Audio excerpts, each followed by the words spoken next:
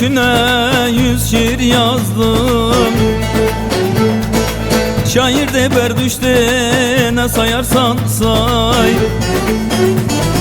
Yıllar var ki seni hep gizli sevdim. Aşık ne kalleşti ne sayarsan say.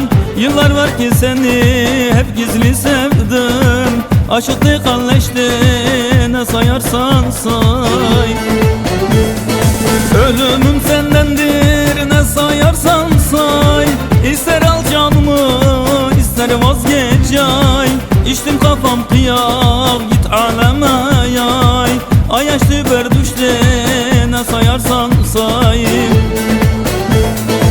Ölümüm sendendir ne sayarsan say.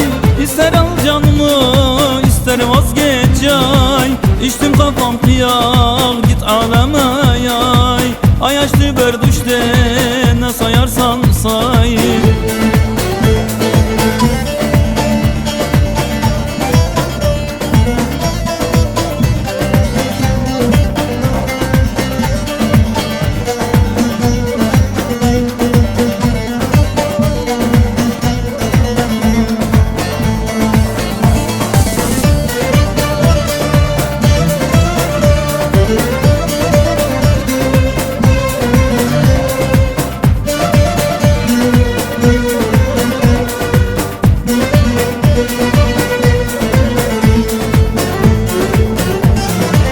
İyi mi ettim ki söylediğimde